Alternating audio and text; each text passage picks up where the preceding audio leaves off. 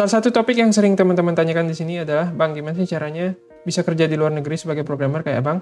Nah, kali ini saya akan bagi beberapa tips. Dari pengalaman saya udah kerja di luar negeri 10 tahun lebih. Salah satu yang terpenting untuk kita dapat kerja di luar negeri adalah kita bisa nunjukin prestasi kita dulu. Perusahaan-perusahaan luar negeri, terutama raksasa-raksasa teknologi itu, selalu dapat lamaran kerja yang banyak banget dari seluruh dunia. Jadi mereka nggak akan manggil setiap orang yang ngelamar. Mereka akan ngelihat prestasi yang ada di CV kita, dan cuma manggil mereka yang dianggap prestasinya bagus sesuai standar perusahaan-perusahaan ini. Inilah yang penting untuk kita bangun dulu, rekam jejak prestasi kita supaya kita akan dipertimbangkan untuk dipanggil. Dan prestasi ini harus benar-benar konkret dan bisa dinilai oleh mereka. Kalau misalnya cuma juara 1 di kelas atau dapat sertifikat dari pelatihan ini itu, mereka nggak akan bisa nilai, mereka nggak tahu seberapa sulit dapat juara 1 di kelas teman-teman, atau seberapa banyak ilmu yang teman-teman dapat dari pelatihan atau acara yang memberi sertifikat itu. Yang konkret misalnya apa? Nah, kalau pengalaman saya dulu, yang bikin saya dipanggil interview kerja di Google adalah karena saya ikut competitive programming alias lomba pemrograman.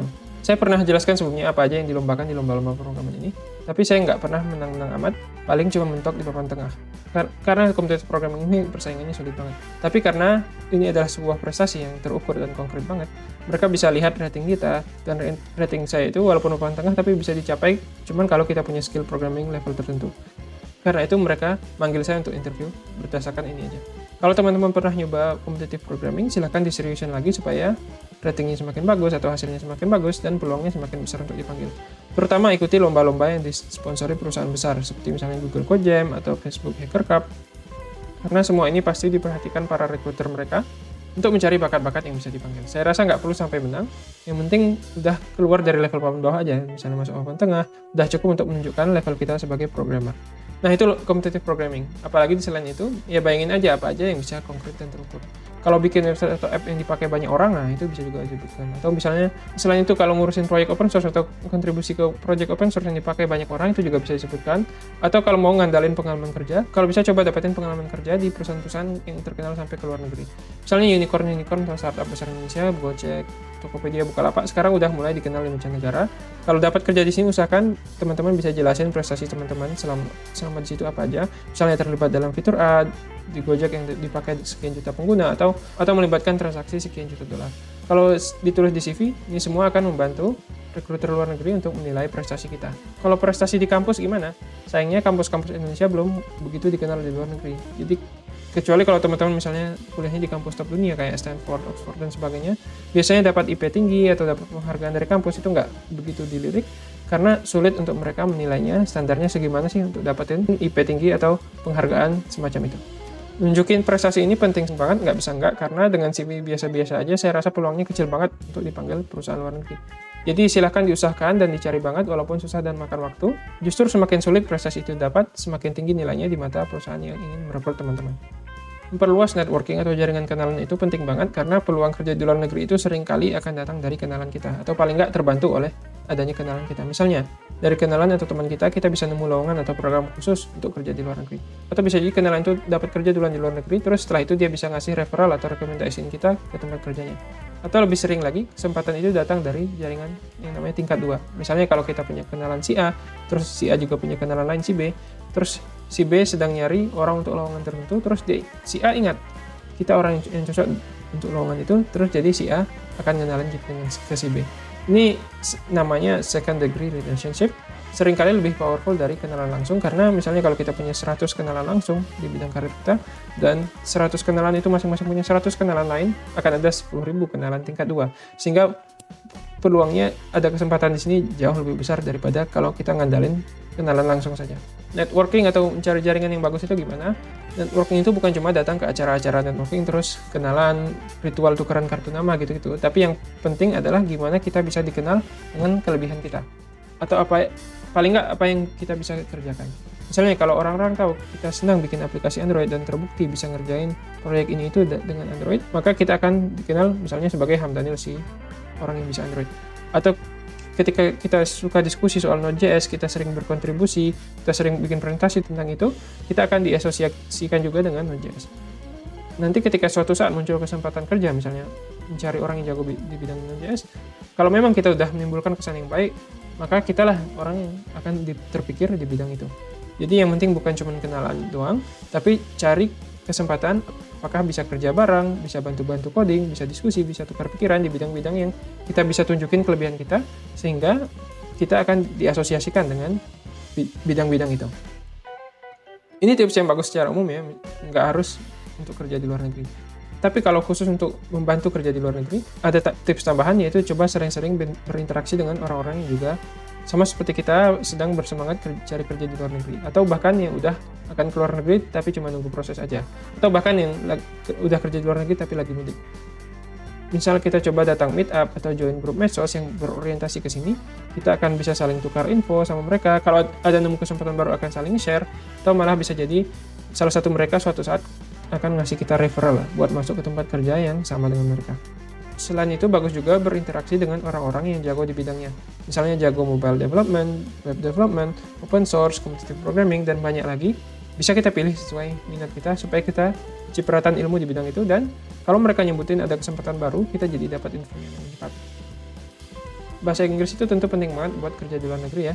Ketika wawancara aja misalnya, kita akan diinterview dalam bahasa Inggris. Gimana mungkin kita bisa ngeyakinin mereka kalau misalnya kita nggak bisa berkomunikasi dengan lancar dalam bahasa Inggrisnya nggak. Ketika sudah kerja pun sehari-hari akan berkomunikasi dengan bos, dengan rekan-rekan, semuanya pakai bahasa Inggris. Kalau nggak bisa ya gimana bisa lancar kerjanya. Kita malah nggak bisa tahu apa yang kita mesti kerjakan, atau nggak bisa kerjasama dengan orang lain. Jadi nggak mau kita harus bisa bahasa Inggris, nggak ada pilihan lain. Bahkan di negara yang bukan berbahasa Inggris, misalnya Jepang atau Eropa, kalau perusahaannya internasional terutama di bidang software, seringkali bahasa yang dipakai untuk komunikasi kerja adalah bahasa Inggris. Tentu saja kalau bisa bahasa lokal, jauh lebih mantap, tapi step awalnya seringkali minimal harus bisa bahasa Inggris dulu. Yang perlu fokus dipelajari itu sebenarnya kemampuan berbahasa praktis aja. Bisa dengerin, bisa ngerti orang ngomong apa, kita bisa ngomong juga, bisa nulis dengan rapi. Teori kita nggak perlu ngerti-ngerti amat, misalnya nilai TOEFL dan lain-lain itu nggak penting kalau untuk urusan kerja. Jadi nggak usah repot-repot latihan TOEFL dan semacamnya. Yang penting cuma seberapa lancar kita berkomunikasi di lapangan. Kalau mau uji coba teman-teman misalnya nonton film atau video bahasa Inggris tanpa subtitle. Nah itulah kira-kira di kerjaan nanti kita diharuskan bisa ngerti orang ngomong kayak gitu. Ini ujian yang lebih realistis daripada tes TOEFL misalnya. Di channel kita saya pernah bikin video tentang kesalahan yang umum dalam belajar bahasa Inggris. Kalau mau tahu silahkan, linknya saya taruh di deskripsi di bawah, dan mungkin sekarang akan muncul di kanan atas layar. Ada dua cara utama untuk lamar ke luar negeri, dan dua-duanya bisa dicoba bersamaan, jadi nggak harus pilih salah satu. Pertama, ngelamar ke perusahaannya langsung. Biasanya setiap perusahaan internasional itu kalau ke websitenya ada bagian tempat lamar kerjanya. Biasanya namanya kalau nggak karir, job, semacam itu. Nah, kalau nggak nemu langsung bagian ini di websitenya, kita juga bisa googling, cari nama perusahaan, spasi careers, misalnya Google Careers, Amazon Careers, dan semacamnya.